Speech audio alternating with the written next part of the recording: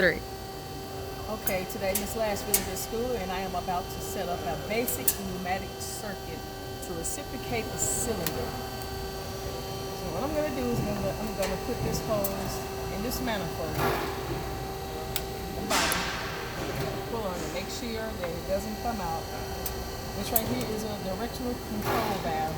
I will be putting it in letter P, the inlet.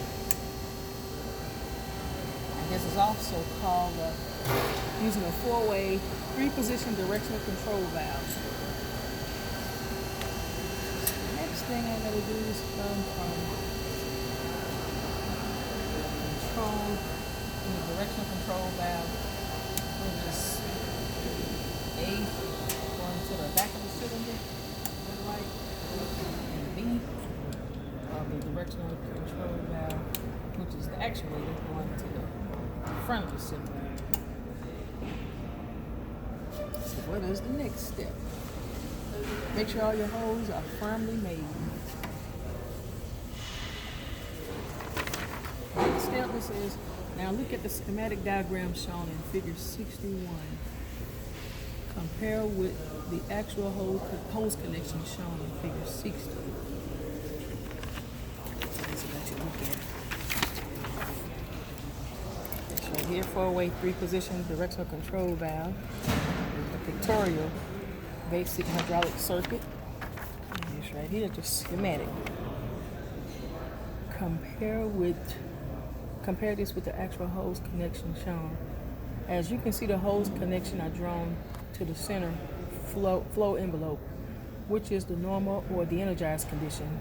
The normal position of a 3-position valve is almost always designed to be the center condition because the 2 springs center the spool. Being a control valve, the DCV is usually located between a regulator and an actuator. Actuator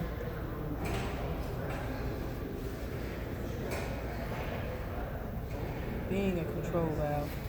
Oh, that's what it's saying. The directional control valve is located between the regulator and the actuator. Okay. Perform the following sub-steps to connect the compressed air supply. If not already connected, connect the compressed air supply source to the male quick connect plug in the instruction model. Open the shut-off valve. Turn the regulator adjustment knob clockwise until pressure at the regulator gauge reaches 20 psi.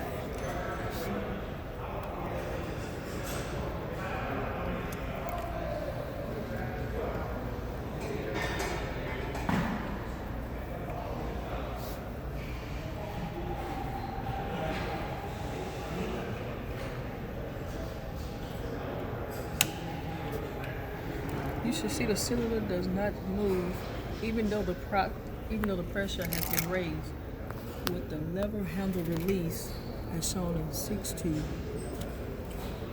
The valve spool is held in the mid position by the springs. The spool blocks flow at all ports because the 0 rings seal each port from the others. This holds the actuator stopped.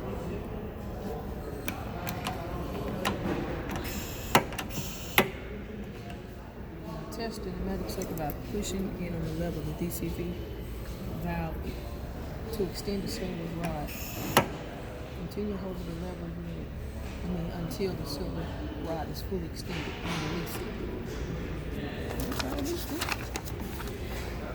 When the manual lever is placed in towards the body, the grooves in the spool allow air to flow from one port to another. In this case, the spool is shifted to connect port P. Port P must be this right here. Inlet. Port A and port B. So this is A and B. With the exhaust port EB. This is the exhaust port. Is it one of these on the side of the inlet? Yep, it is. I forgot it is. Because remember, it's 2 of them on each side.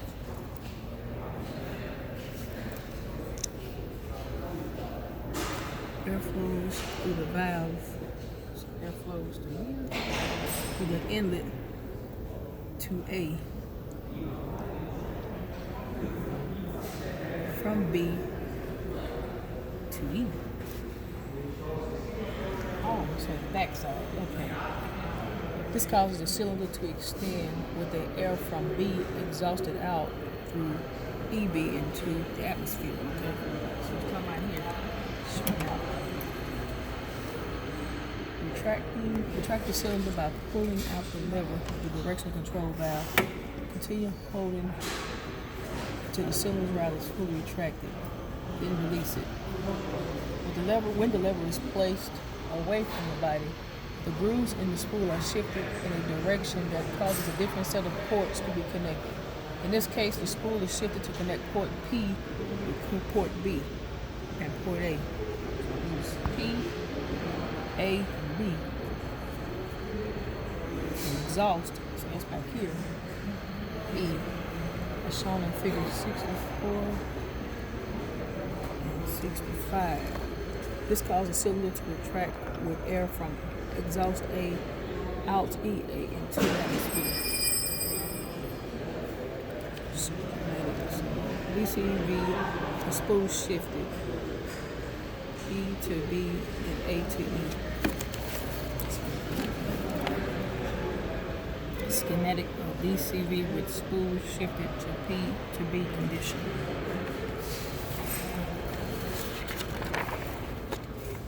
Repeat steps 5 and 6 several times to cycle the cylinder.